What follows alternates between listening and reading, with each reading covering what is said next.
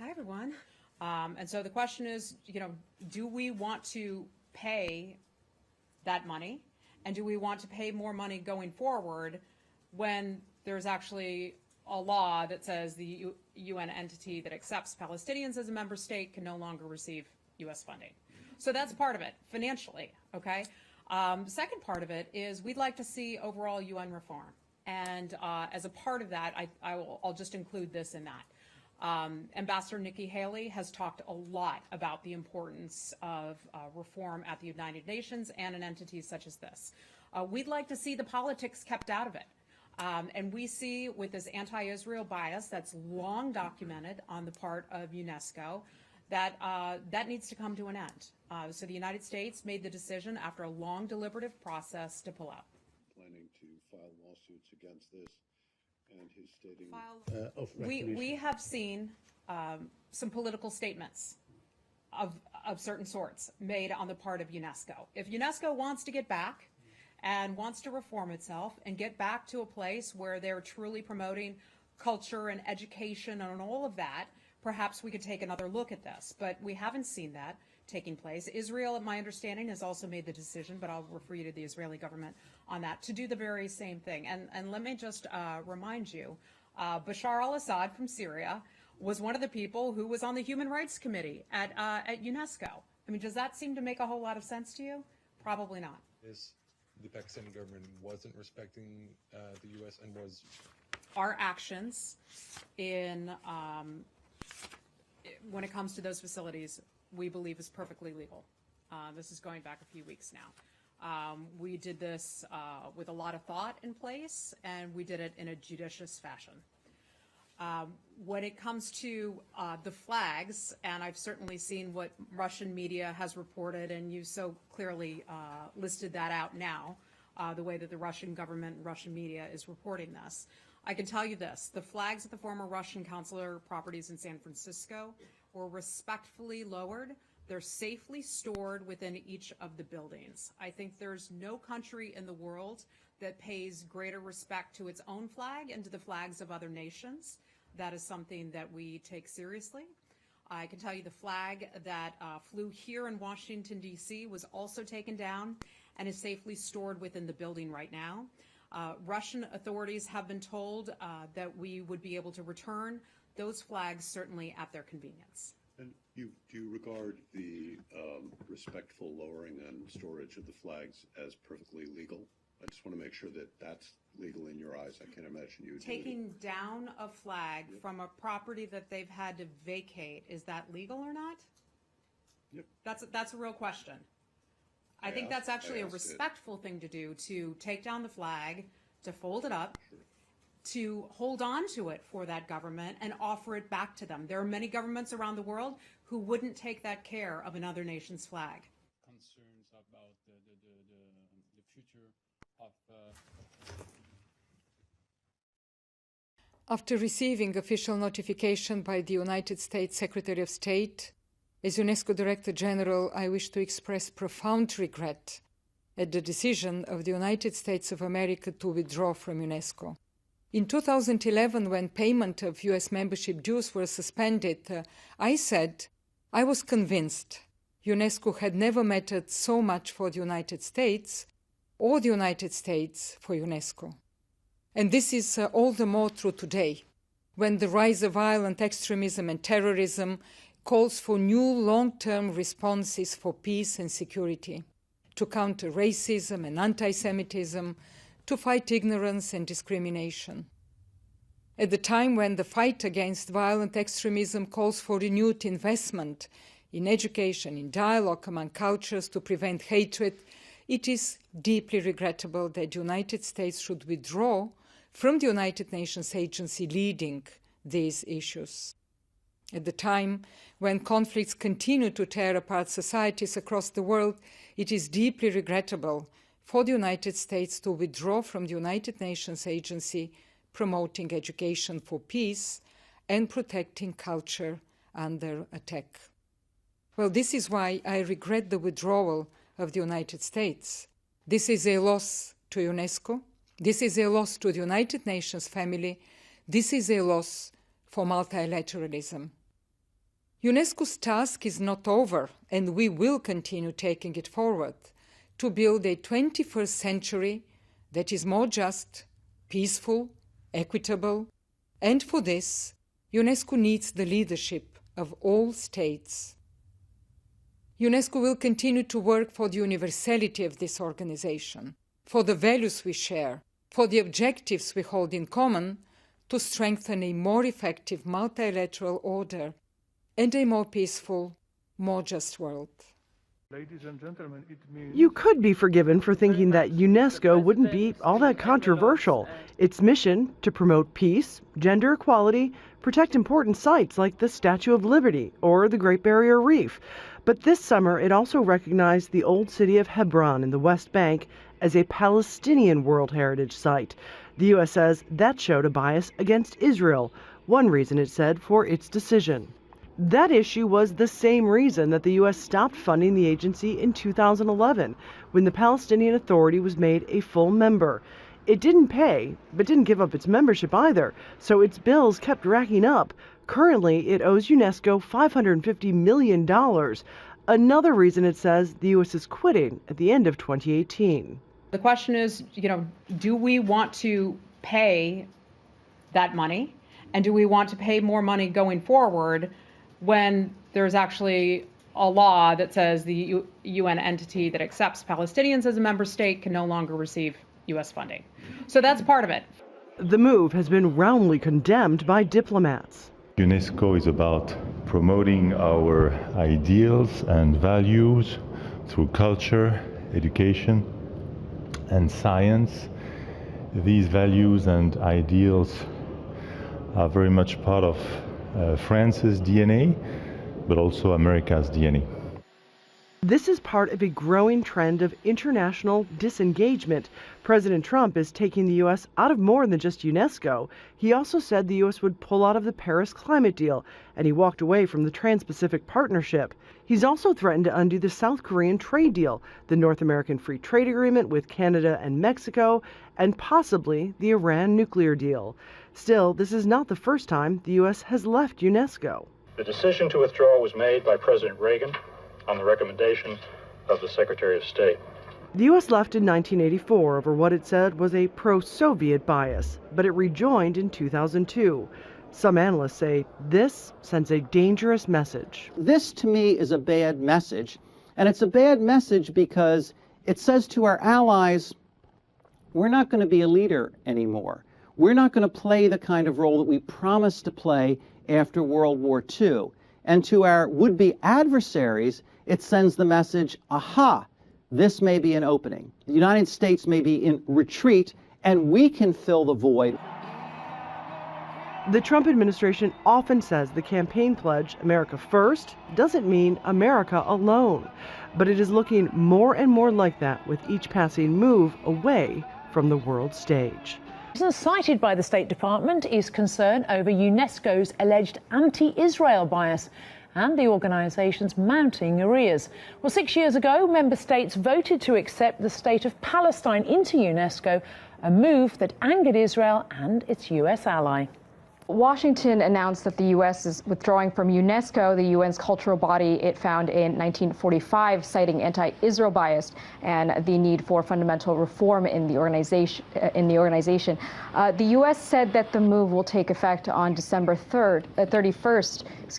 The UNESCO Director General said the move was a matter of profound regret. Let's take a look.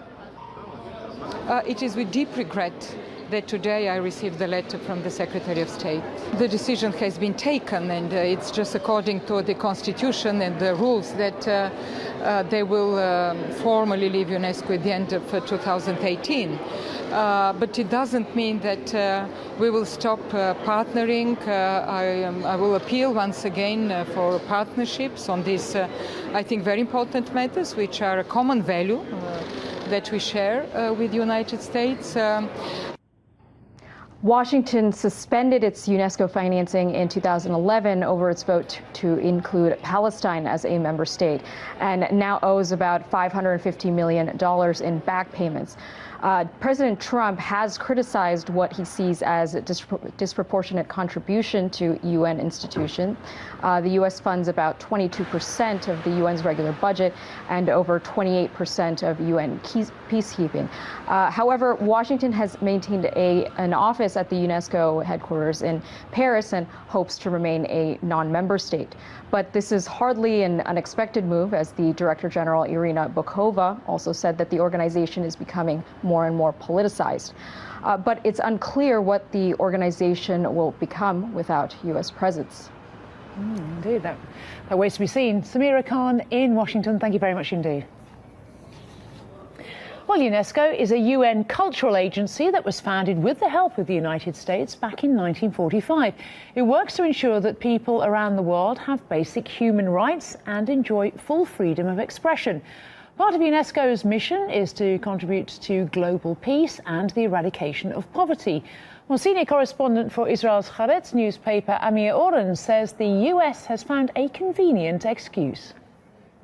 Well, as you know, the UN in general and UNESCO in particular are favorite bogeymen for some Americans, especially in the current administration. Israel considers UNESCO to be anti-Israel, and therefore when the United States wants to show that it is pro-Israel, it becomes anti-UNESCO.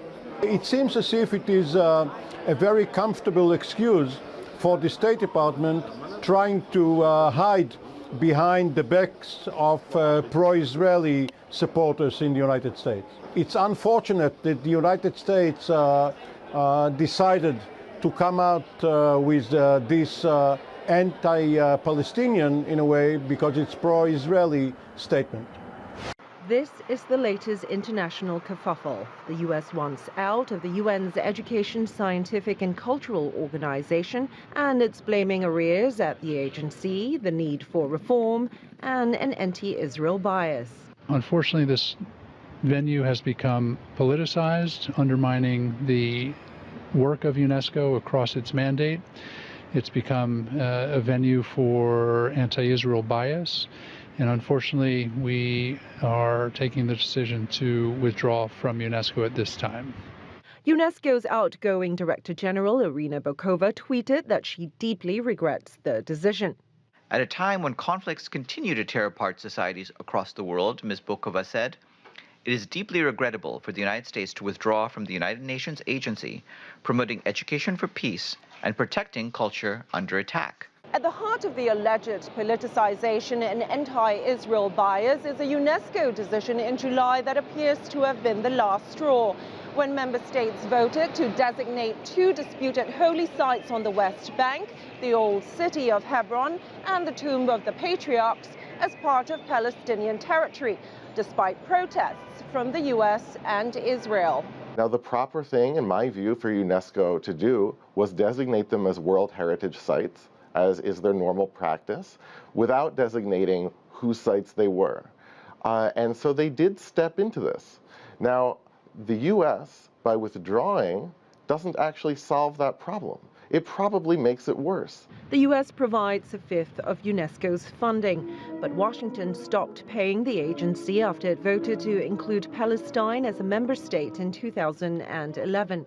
So the US is in arrears by about $550 million in back payments. But who stands to lose the most from this? Not just UNESCO. So this certainly hurts the UNESCO, and I think it hurts the United States. Because we will lose the influence that we would have that comes with having a seat at the table. Following the U.S. decision to withdraw, Israel has also said it will quit UNESCO. And call UNESCO an anti-Semitic organization, which means that it opposes all the world's Jews, apparently. So this is inflammatory language. And what we've seen with the U.S. leaving, as it appears to owe $500 million to UNESCO, it doesn't have to pay off this organization, to pay its dues to this organization. But what we see is a case of Donald Trump's America First agenda being really revealed as Ali Abunimah put it at the Electronic Intifada, as an Israel-first agenda. Can we imagine the United States withdrawing from UNESCO or any other world body because of anti-French bias or anti-German bias? No, under no other circumstance would the U.S. vacate a major world body within the UN. So this is actually a very revealing episode, and it might be actually a welcome development. Shortly after the U.S. announced it would withdraw, Israeli Prime Minister Benjamin Netanyahu also announced Israel will be withdrawing from UNESCO as well. Was this at all a surprise? Well, this is a case of the tail having to choreograph its movements somewhat reluctantly with the dog. It would prefer to just have the U.S. do its bidding and for Israel to actually stay involved in UNESCO and heckle the United Nations and perform its traditional role as a routinely sanctioned troll at the UN. But in this case, Israel actually has to follow the United States out, and I think that's a very welcome development. Israel could follow that by leaving the United Nations entirely. Now, the real question here is, why was Israel ever allowed into UNESCO in the first place? This is a nation that is responsible for decades and decades of Taliban-level destruction of historical and archaeological sites. It is actually supporting within the Israeli government the Temple Institute and in the Temple movement, which is a movement dedicated to the destruction of the Al-Aqsa compound in Jerusalem's Old City, which has been declared a threatened site by UNESCO. The replacement of it with a third Jewish temple, this would lead to region-wide conflagration, and that's one of the reasons why this conflict is broken out with UNESCO. You look across the Holy Land, and you look at the destruction of Palestinian historic villages and their replacement with suburban-style Jews-only communities. So the question is, why was Israel ever allowed into UNESCO in the first place, given this history of destruction and desecration? Ben Rhodes, the former foreign policy advisor to President Barack Obama, criticized Trump's move by withdrawing from UNESCO, saying he's withdrawing from the Paris Climate Accord, and looking to decertify the Iran nuclear deal. Why would any country trust us to keep agreements? Does he have a point here? Absolutely, absolutely, especially in the case of the Iran deal and Trump's pledge to decertify, which actually goes against the wishes of his own defense secretary, Jim Mattis, and his own national security advisor, H.R. McMaster. There's pretty much a consensus within the U.S. national security state in favor of keeping this deal because of the damage that it would do with not only to relations with Iran, but to the U.S.'s ability to conduct diplomacy anywhere. And of course, decertifying the Iran deal is likely to empower hardliners in Iran, which is undergoing a pretty admirable process of internal reform. Now, this is Trump acting on the basis of his relationship with the pro-Israel billionaire Sheldon Adelson, who supported his campaign and who also supports the political fate and political fortunes of Benjamin Netanyahu, the Israeli prime minister. So once again, it's a case of Trump putting Israel over American interests. All right, looks like we ran out of time there. Thank you so much for your insight. That was author and investigative journalist Max Blumenthal. Thanks so much. Thanks for having me.